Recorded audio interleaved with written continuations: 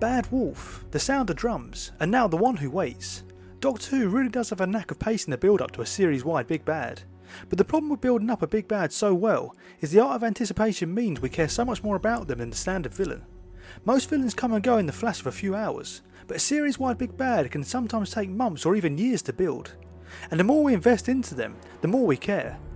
With build-up comes expectations, and expectations set far higher ceilings for success. But with the greater heights come just as greater depth, and these big bads, whether it's the most iconic or the most forgettable over the years, end up walking a tightrope between having the most to gain, but also the most to lose of any villain type. And boy have we seen some of the greatest fall. Just look at how one of the most anticipated villains of all time was butchered in a single episode after 7 seasons of suspense. But all of this is to say that building up a big bad is no mean feat. It's another level of storytelling. So when I see Disney's first attempt start with a toy maker himself admitting he's too afraid to play a game with someone, a man who's so powerful he tortures people out of sheer boredom and has turned gods themselves into toys, the stage is set for just how powerful this mysterious villain is going to be. Then you add in the glitch in the Matrix style Susan Twist arc that sparks so many theories and so much speculation. Everything about Sutekh pointed towards him being Disney's first ultimate big bad. But the question is, did it work? Did Sutekh's return live up to the iconic villain we'd all hoped for? Let's start off with the revelation itself. The fact that Sutekh had latched onto the Doctor this entire time and planted a Susan Twist Angel of Death onto every single planet the Doctor had ever set foot upon. It creates this juicy duality between their core motivations, with the Doctor's belief in saving people versus Sutekh's belief in the gift of death. What really makes it spark is Sutekh doesn't just stand against the Doctor, he basically corrupts him by subverting this belief and making him feel responsible for the death of the entire universe. I love those moments where the Doctor takes a step back and reflects on whether he's the real bad guy, whether everyone he knows and loves ends up in danger because of him. And essentially making him the true harbinger of Sutekh across the entire universe is one of the best examples of it. You can see why he feels responsible even though it's not his fault. He has technically carried the plague of Sutekh across the universe and condemned every planet he set foot on in the process.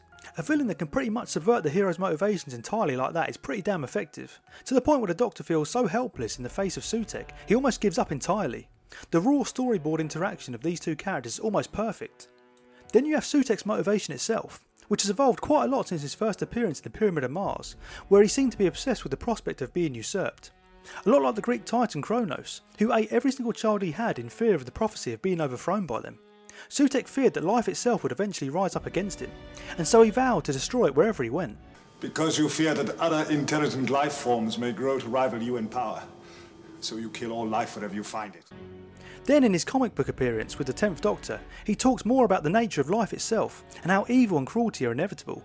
So why not take life itself to its logical conclusion of dust and darkness and save the life from suffering?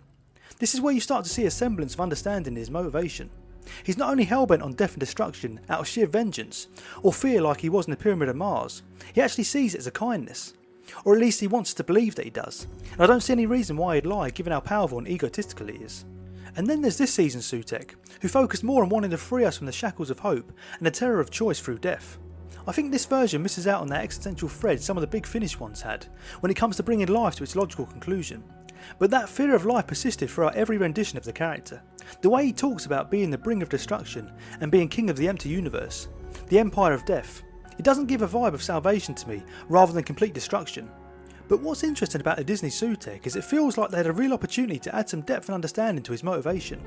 Although freeing existence from the shackles of life through death seems pretty bleak at face value, if they'd linked it to ancient Egyptian culture, which placed a real emphasis on the finality of life compared to the eternal afterlife, seeing life as more of a dream, a precursor for the journey of death into the eternal afterlife, his motivation could have started to make a bit more sense.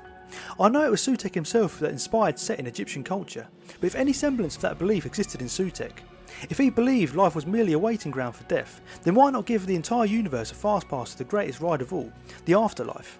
I kinda wish they'd given this aspect of his motivation a bit more fleshing out, because the way it's presented makes Sutekh more of an outright unrelatable bad guy. It's difficult to resonate with someone wishing death upon the universe simply to free it of the shackles of life. At least if we believed Sutekh had some kind of faith in the afterlife, we could sympathise with his distaste for this life, that it's simply holding us back from the bliss of what's to come. Now don't get me wrong, I know it's a stretch, but some of the greatest villains out there are so effective because deep down, there's an element of their being that resonates with us. Obviously I'm not saying that if they did that, we'd all have Team Sutekh masks on, cheering on the apocalypse, but at least there'd be some semblance of relatability that would connect us with a villain. I think the more you connect with any villain, Whether it's how much you hate them in Joffrey, or seeing a sense of logic in the unthinkable like Thanos, the more you appreciate them. Even with a toy maker, who mentally and physically tortures people out of sheer boredom, I think he's more understandable because even though he does it out of sheer callous, he does it because he's unable to derive any meaning from anything else in life because he's just so powerful. Life is literally a game to him.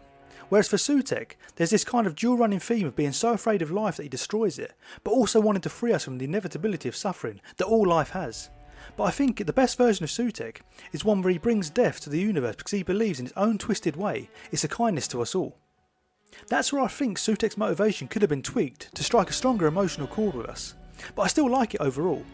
In fact, the more I think about it, the more I come to realise the concept and build up to the villain was pretty good, but the execution really did Sutekh dirty for me.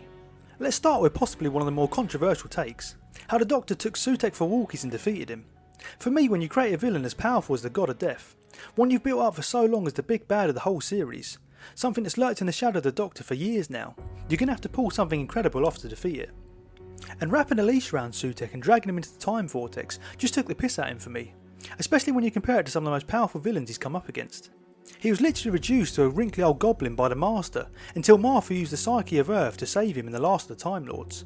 Then there's the way he's beaten the Toymaker over the years, every encounter forcing the Doctor to match the Toymaker's wit and ingenuity. Hell, you don't even have to look at his best examples. Take the way he's beaten Sutekh in the past. In the Pyramid of Mars he caught Sutekh in the Corridor of Eternity and literally aged him to death. In Big Finish he tricked him into falling into a time loop. An RTD's solution was to throw a leash around him and drag him into the time vortex because death plus death equals life. Now we'll get to the sheer brain-numbing absurdity of death plus death equals life soon enough, but even how he did it just completely stripped Sutekh of so much aura. There are so many ways the sheer power of Sutekh could have stopped them.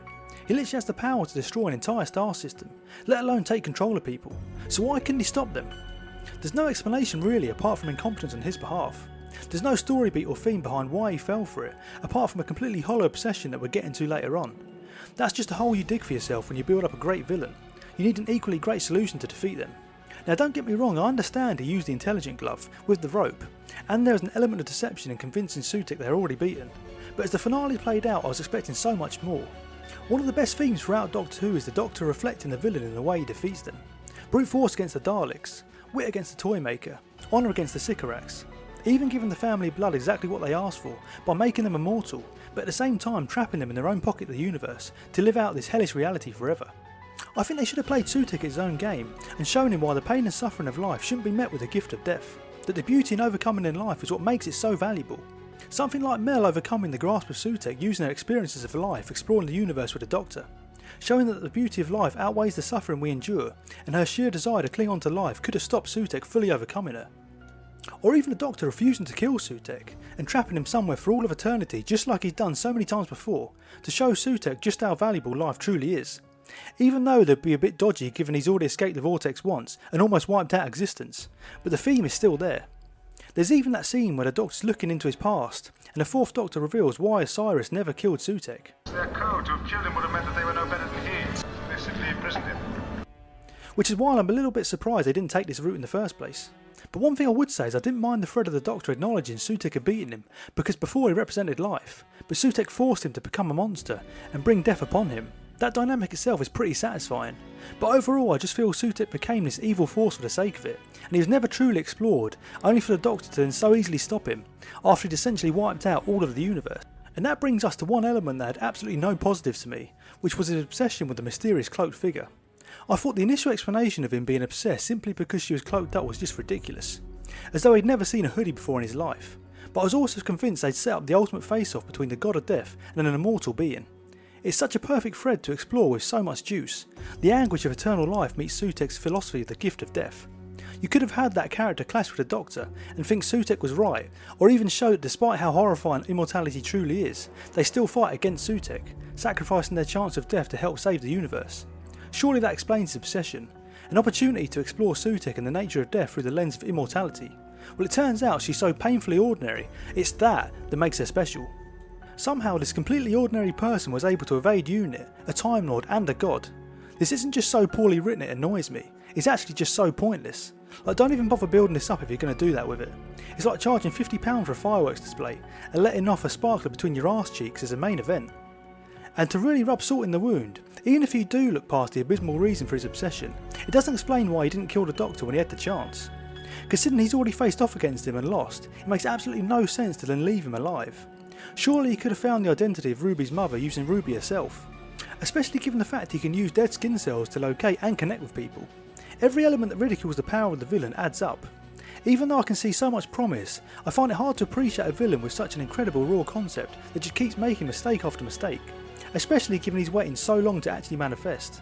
It's a small gripe, but even the initial victory was a little hollow for me, given how obvious it was the Doctor would eventually bring everyone back, and how easy he made it look along the way.